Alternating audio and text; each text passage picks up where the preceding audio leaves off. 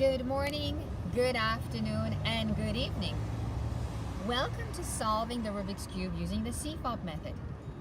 Step number 4 is going to be about solving the second floor. And this means we will be taking an edge piece on the upper third floor, that is our part of our penthouse, and we will be bringing it to the second floor.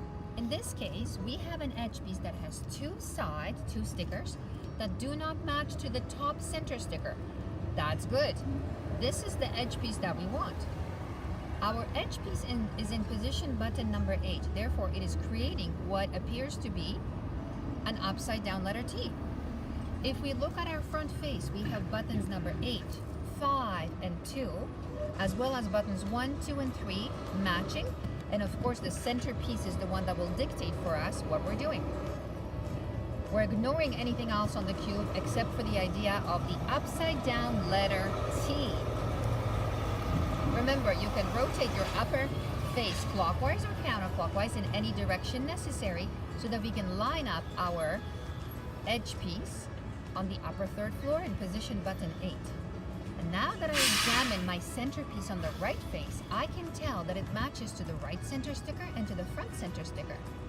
This means I will be taking the edge piece from position button number 8 and bringing it down to the right of the center piece, and therefore it will be going to position number 6. I will start with my right hand doing a right hand finger flick, which means upper face is going clockwise. Then my right face is being rotated clockwise, upper face counterclockwise, right face counterclockwise. I'm going to do the same thing with my left hand. Left finger is flicking the upper face in a counterclockwise direction. Now my front face will be rotated with my right hand, counterclockwise, upper face clockwise, and again the front face will be rotated clockwise as well. Now we have an edge piece on the second floor to the right of button number 5 in position number 6. And it matches to both center stickers on the front and on the right. This is the purpose of step number 4. It is to make sure that we complete the entire second floor all the way around. And in step number 4, we have 4 edge pieces to do. The center stickers do not move. However, we want to make sure that the edge pieces on the second floor to the right as well as to the left of each center are done. We will be working on what is called our second floor of our pretend building. Buttons 1, 2, and 3 were completed. And step number 4 will be helping us to complete our entire second floor of our pretend building. The CFOP method also helped us finish the entire bottom floor, where steps number 1, 2, and 3 were used to solve the bottom face and to make sure that our buttons of a numerical keypad are done so that buttons 1, 2, and 3 are in their final position, as well as buttons 4, 5, and number 6. Enjoy solving the cube, and I'll see you soon. After I've rotated my upper face clockwise or counterclockwise, and I've identified which edge piece needs to be taken from the third floor to the second floor, I have created the upside down letter T, and I have also determined that it needs to go to the left of the centerpiece. Therefore, I'm going to do my first 2 moves using my left hand, and then after that I'm going to do 2 more moves that are going to be mirrored using the right hand. However, I will be using the left face and the front face. Left face will be rotated with the left hand, and the front face will be rotated with the right hand. Here we go. We're going to the left. So that means I'm doing a left finger flick, which means the upper face is being rotated counterclockwise. Then I'm doing my left hand trigger, which means left face is rotated counterclockwise, upper face clockwise, and left face clockwise again. Now I'm going to rotate my upper face using my right hand in a clockwise direction. My front face will be rotated clockwise as well using my right hand. And then I'm going to rotate the upper face counterclockwise. And again, the front face is rotated counterclockwise again. My first floor is solved, and most importantly, the edge piece that was in position button number 8 was taken from the 3rd floor penthouse to the 2nd floor to the left of the centerpiece. Button number 8 was dropped into position button number 4. The edge piece that has 2 stickers to it is now matching to the left center sticker as well as to the front center sticker. This is the purpose of step number 4. We have solved the entire 2nd floor, and remember, in step 4 we're solving for edge pieces, and perhaps it's useful to remember that step 4 is about solving 4 edge pieces. Here is one edge piece that matches to both center stickers on the 2nd floor. Here's another edge piece as we rotate the cube, and we see that it is matching to both center stickers on each of the outward facing sides, whether it's front, left, and right. Here is my 3rd and 4th, basically the entire 2nd. Good morning, good afternoon, and good evening, wherever you are in the world. We just finished step number 2 of completing how to solve the Rubik's Cube. We have a cross on the bottom. Okay, so we have buttons number 4, 5, and 6 as compared to numerical keypad, and buttons number 2, 5, and 8 forming a cross. Once we have that cross, it remains on the bottom of the cube for the entire solve. The purpose of step 3 is to finish off the entire 1st floor so that all the outward facing stickers are pretend windows and doors of the building, and that they are in fact completed. So it appears that we're getting there, but we have one piece, this corner piece, that's out of place. How do I take a piece or a corner piece that's on the top 3rd floor and bring it down to the 1st floor? I will be doing that with what's called the trigger move, okay? I also would like to refer to it as the elevator move. I'm going to look for another corner piece up at the top that has the exact 3 stickers that I need to bring down to the bottom. And there it is. I have the bottom center sticker on my corner piece, and it is on the right hand side at this point. In order to bring it down, I will be performing what's called the right hand trigger. I'm going to ignore what's on the top face because the top sticker at this point is not important. That is my sticker number 3 as I refer to the 3 different stickers on the corner piece. My sticker that has the exact same texture or color that belongs to the bottom and matches the bottom center sticker is on my right side. And now I have lined up my corner piece so that it matches diagonally to a center piece that is on the outward facing front face. Therefore, my corner piece is to the right of the center piece of the face I'm interested in moving. This corner piece is on the right. Therefore, I'm going to perform the right hand trigger. Again, I've got my 3 stickers here where one of them matches diagonally to the centerpiece on the front face. It is to the right of the centerpiece. I also have a sticker that has the exact same color and texture that belongs to the bottom center. And my 3rd sticker at the top is ignored. I am ready to do what's called the right hand trigger. I'm going to take my right hand and I'm going to rotate the right face clockwise, upper face clockwise, and again, right face with my right hand counterclockwise. I have just performed the right hand trigger, and I've taken what was on the top 3rd floor and I brought it down to the 1st floor. And now when I examine my entire bottom floor all the way around, it is complete. And this is the purpose of step number 3, is to make sure that we finish the entire bottom floor and we complete our foundation. Enjoy solving the cube, and I'll see you soon.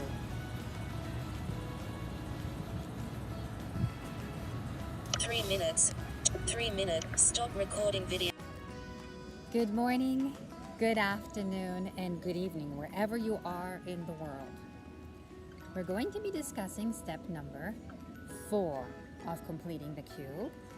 using the CFOP method, which is the creating the cross, the daisy, and the cross that is, then completing our first floor, and using orientation and permutation to solve the entire cube.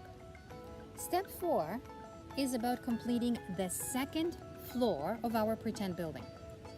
If this is our second floor, as we're looking at this front face, there is one button or one edge piece that needs to be replaced in order for this second floor to be considered completed. There are 4 edge pieces on the second floor, and that would be, they are to the left and to the right of the centerpiece of each face. Our bottom floor is complete all the way around the structure, and we know that because we've done steps 1, 2, and 3, which means creating the daisy and the cross, and then in step 3 we solved for our corner pieces. Therefore, our pretend building has the first floor completed. This means that the bottom, or the so-called basement, is done, as well as the outward facing stickers, which are our pretend doors and windows on the first floor, are finished as well. Step 4 is about completing the second floor. Here we have a face where we will need to change this piece. How do we take the pieces that are somewhere on the cube and bring them back to the second floor? Because the first floor is finished, our pieces that we need to rotate will be coming from the third floor, upper third floor, our penthouse of the pretend building, and they will be dropped down into the second floor. Therefore, any edge piece that is on the top third floor that has a sticker that matches to the centerpiece on the top will be ignored. For instance, here's an edge piece that matches the centerpiece to the top center sticker, and therefore we're not going to touch this edge piece. We're going to focus on edge pieces that are not meant to be on the third floor.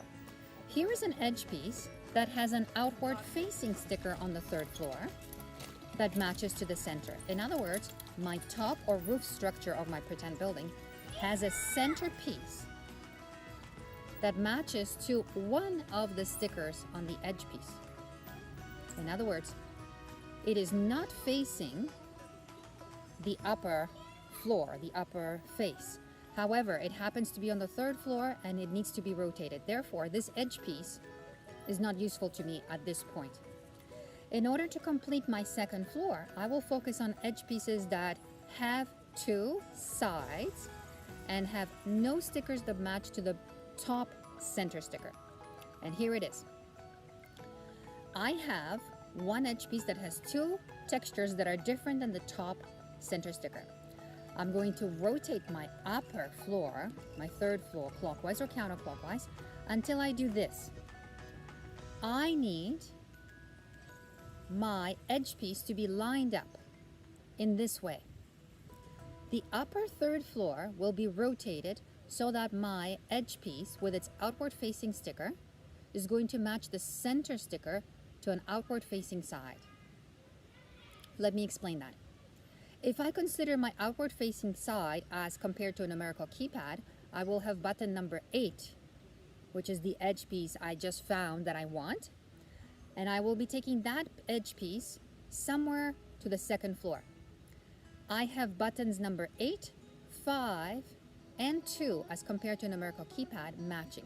So I want my button number 8 and number 5 to be matching.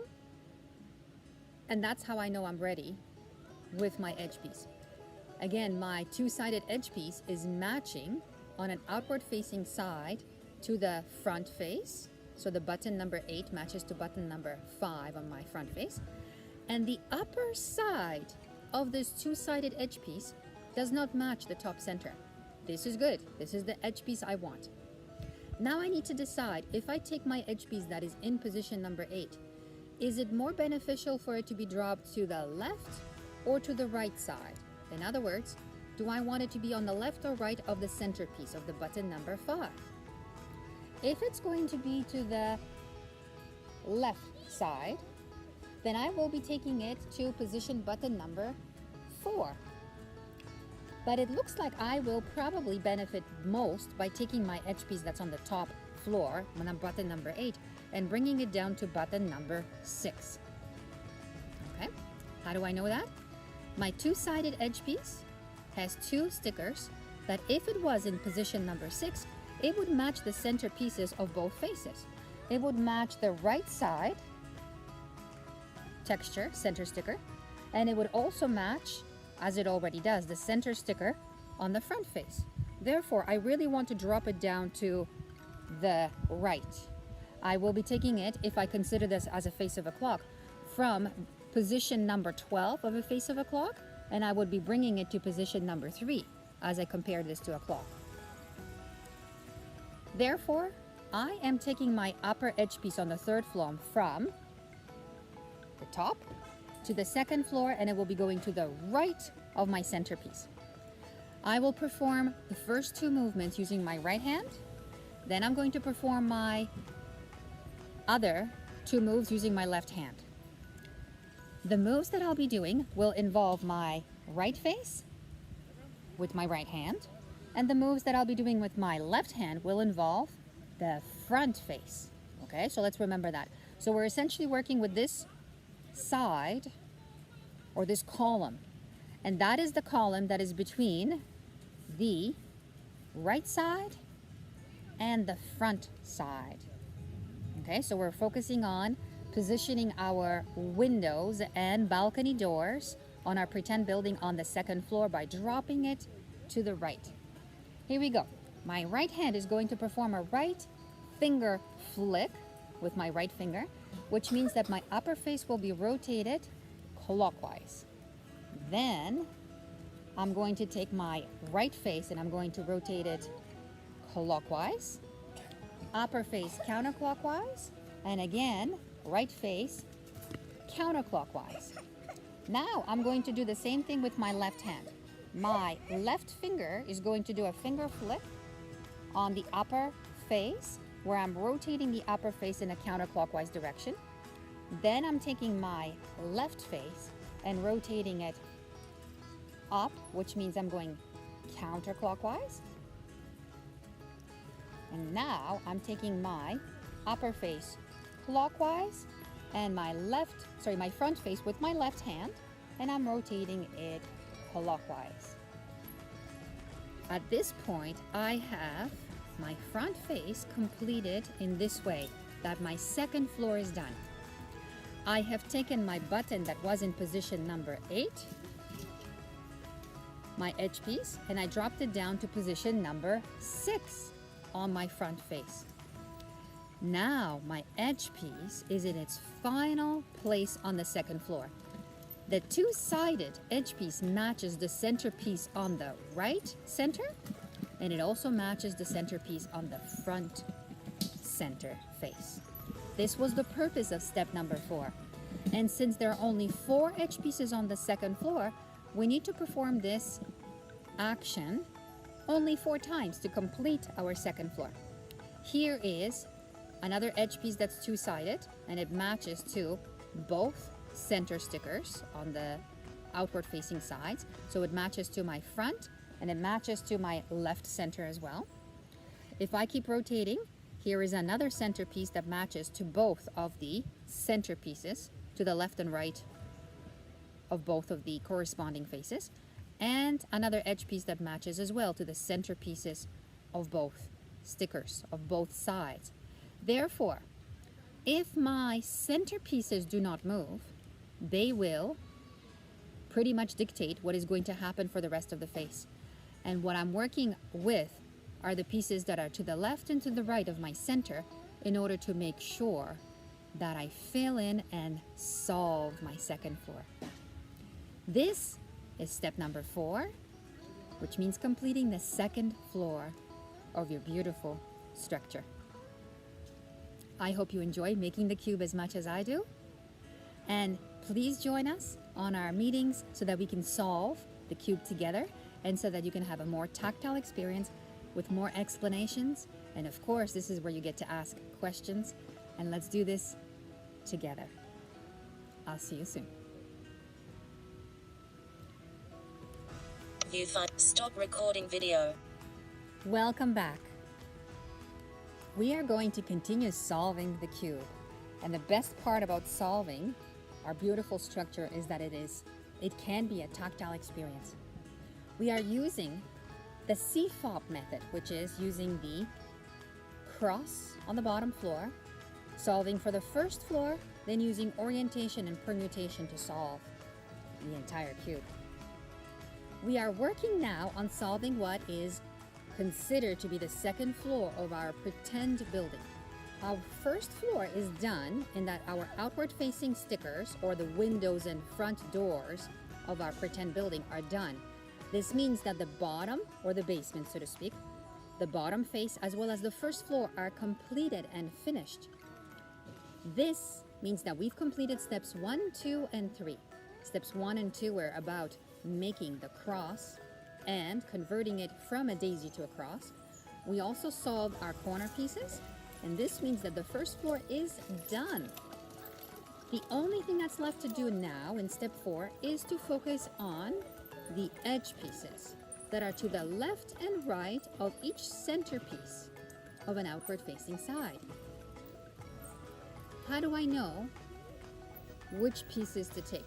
First of all, I'll be taking my edge pieces from the top, third floor, and dropping them from the third floor to the second floor.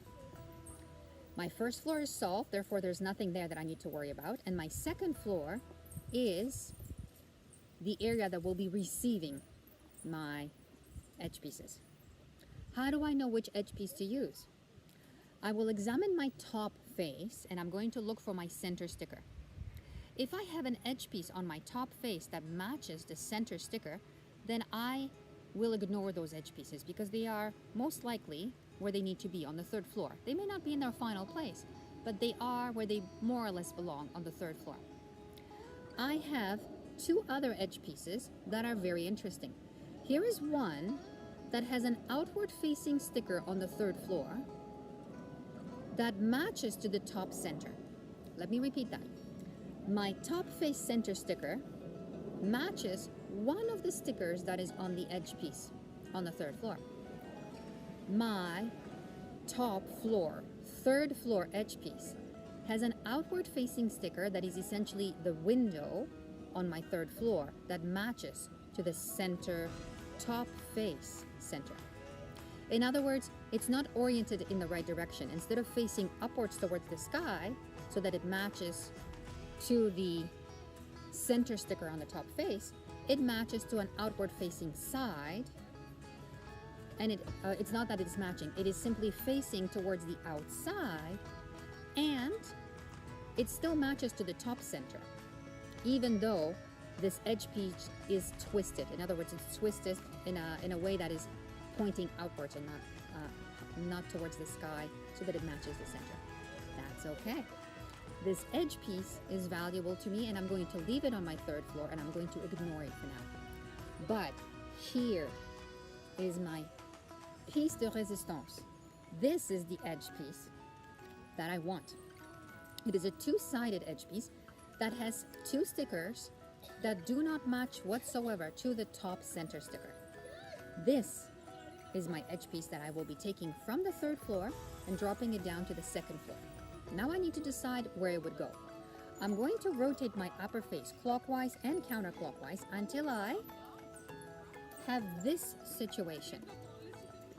My edge piece that is on the upper third floor is going to have an outward facing sticker, and I'm going to pretend this is my upper third floor window or balcony door, and it matches to the center sticker of my outward facing front side. Therefore, my button number 8 and number 5 are matching. My important 2-sided edge piece on the third floor has 2 stickers and one of them matches to the front face. The other sticker of this same edge piece that is facing upwards and it's part of the top face has a sticker that matches probably to the right or to the left, and I have to decide if I was to take my button number 8 on the front face, would it be better off for me to position it to the right or to the left of the center? This is the question that I'm asking myself.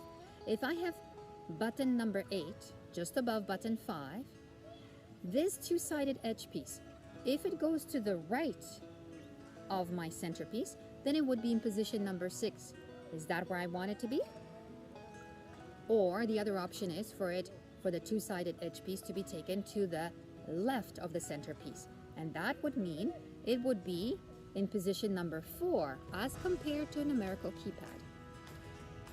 The second floor of our pretend building is addressing buttons number 4, 5, and 6 as compared to numerical keypad. Button number 5 does not move, it does not rotate.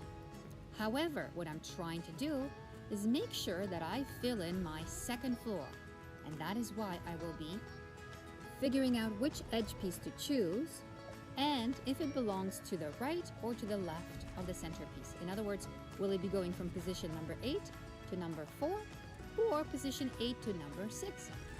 In this case, I examine my edge piece very closely, and this is what I'm discovering. If I was to take my edge piece and position it to the right of the center, it would mean that the centerpiece of this edge piece would match to the center front face, which it does already. But by dropping it to the right into button number 6 as compared to the numerical keypad, my upward facing sticker of this two-sided edge piece on the third floor will match to the center sticker on the right face. That is why I want this upper third floor piece to be dropped to the right of my centerpiece in question. Okay? So now that I know I'm going to the right, I will be performing most of my movements first with the right hand. That's the 2 movements, and that will involve the right face. And then I'm going to mirror the exact same movements with my left hand. And the left hand will be working with the front face. Okay? So right hand, right face, left hand, front face. Here we go. I'm going to flick with my right index finger the upper face so that the upper face is being rotated clockwise. Now I'm taking my right face and flipping it up away from me. This means that my right face is being rotated clockwise. Upper face is going to be rotated counterclockwise, and right face again counterclockwise. The same thing will be done with my left hand, and that means I'm going to do my left hand trigger, and just before that I'm going to use my left finger flick. Same movements are being repeated on the left side, on my left face, on my left hand, using the front face. Right finger flick, followed by left hand trigger. Here we go. Upper face is being rotated counterclockwise. Front face counterclockwise. Upper face clockwise. Front face counterclockwise. And voila! Here we have the second floor completed. I have taken the button that was in position number 8 on the front face and I dropped it to my right side of the centerpiece. Since it's to the right of the center, it is in button position number 6. Therefore, my buttons 4, 5, and 6 are now done, and the same sided edge piece matches to the centerpiece on the right face. This is exactly what I want. This is the final resting spot for this edge piece. When it's in button number position number 6, it matches to the center sticker of one face, and it also matches to the center sticker of the other face. This same edge piece can be said to be matching in position number 6 on the front face, and it matches button number 5 on the right, and it happens to be in button number 4 of my right face. The goal or the purpose of solving step 4, or the second floor on the building, is to make sure that all of our edge pieces are in their final position. How do I know that? If I orient the cube all the way around, if I start looking at my edge pieces, do all of them match the center sticker? In other words, my button 4 and 5, is it matching on this face? Yes, it is. If I examine my next outward facing side, is it matching the center sticker? Buttons 4, 5, and 6 are matching? Yes, they are. And they are also matching all the way around, which means each edge piece is exactly where it needs to be. And this tells me that I have completed the second floor, which is step number 4. To get your pieces into the second floor, we will be taking them from the third floor and bringing them down to the second floor. Enjoy solving the cube, and I hope you enjoy it as much as I do, because the beautiful thing about solving the cube is that if you do find that you've made an error, it doesn't matter.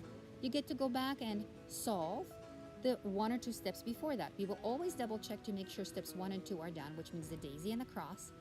We will always make sure that our corner pieces on the first floor are done, which they are. So if the first floor is done, then we move on to the second floor.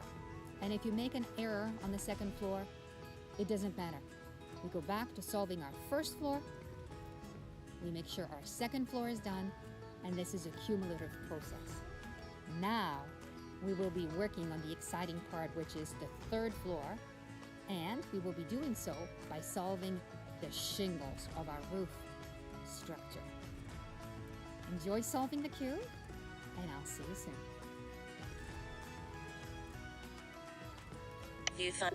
Stop recording video. Good morning, good afternoon, and good evening, wherever you are in the world. Thank you for joining us on learning how to solve the Rubik's Cube using the CFOP method, which is using the cross on the bottom, solving the first floor using the orientation and then permutation to solve the cube. Right now, I'm going to be focusing on completing my first floor, which means that steps 1 and 2 have been done since I have the cross completed on the bottom face, okay, all the way around. And in order to finish my first floor, I need to focus on my corner pieces. I have here 1 corner piece on the first floor that is out of position. I'm going to take my corner in such a way that I think of this structure as a building. My cross that is on the bottom is going to remain facing downwards for the remainder of the solve of the puzzle. I'm going to look for a 3-sided corner piece, which is extremely important because it will be brought down from the brought down from the third floor to the first floor. This way I will be loading up my elevator or performing what's called the trigger move. I have here a 3-sided edge piece that needs to go from the third floor to the first floor. The first thing I would do is to line it up is to make sure that I take my upper face and I rotate it clockwise or counterclockwise until my corner piece is directly above where it should be. This is what I mean. My 3-sided corner piece on the top will be going to the first floor, and I know this because there is 1 sticker on this 3-sided corner piece that matches to the center sticker on the bottom. This corner piece is the one I want. I don't want to focus on any other piece that doesn't have a sticker that matches to the bottom center. This is the only one that does. And yes, my other 3 corners on the first floor have been solved, and that is the only thing that's left. The 3-sided corner piece has 3 stickers to it. And I'd like you to think of it this way. The upward facing sticker that is on the top roof, that is facing towards the sky, we're going to ignore it. As long as it is not the same color or texture as matches to the bottom center, we will ignore it. The sticker that matches to the bottom center face needs to be in our horizontal position. In other words, it needs to be a window or a balcony door that is on the upper third floor, and it is. We will consider this our sticker number 2. Why number 2? Because the 3-sided corner piece has 3 corners and it needs to match 3 centers. There are 3 stickers on it, and it will be affecting 3 different sides since it's on the corner. The other horizontal sticker that is in the same plane, the horizontal plane, not the one facing up towards the sky, but the one that is on the other side, it could be to the left or to the right of that same corner piece, has a texture or a sticker or a color that I need to rotate in such a way so that my first sticker, so to speak, my first most important sticker on this 3-sided corner piece matches the center of an outward facing side. I have here a front face that has a button number 5, the center sticker, which does not move, by the way, and it matches a corner piece, the one that I want, in button number 9 as compared to a numerical keypad. This same sided corner that has 3 sides has 3 stickers, and let's review. Our first sticker is the one that matches diagonally to the centerpiece on the front face. This means that buttons number 9 and number 5 on the front face are lined up and they're matching. This is good. I'm getting ready to have my elevator prepared, my load prepared in the elevator. The second sticker matches to the bottom center, the center piece of the bottom face. That's good. This is the right corner piece. And again, my third side or my third sticker or texture that's facing upwards is being ignored. It doesn't matter what that is right now. If I have my piece, my corner piece, ready for the elevator move, or what in the cubing circles is referred to as the trigger, I now know that I will be doing the right hand trigger. And this is what it's going to look like. Right hand is going to rotate the right face clockwise, upper face clockwise, and right hand, right face counterclockwise. What I had on the third floor, upper third floor, was now taken down to the first floor. And my 3-sided corner piece is matching the 3 different faces that it's affecting. Here is my one side of the corner piece, and it matches diagonally to the front face. Here is another color or texture of my 3-sided corner piece that matches diagonally to the right center face. And the same sided or the same corner has another sticker that's on the bottom that matches diagonally to the bottom center sticker. This is how I know my corner piece is in the final resting place on the first floor. And what I've just done in step number 3 is I have completed one of the corners that belongs on the first floor all the way around.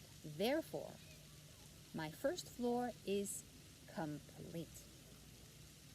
The best part about solving the cube is that it is a cumulative process. So if you do find that you have made an error and you scrambled the cube, it doesn't matter.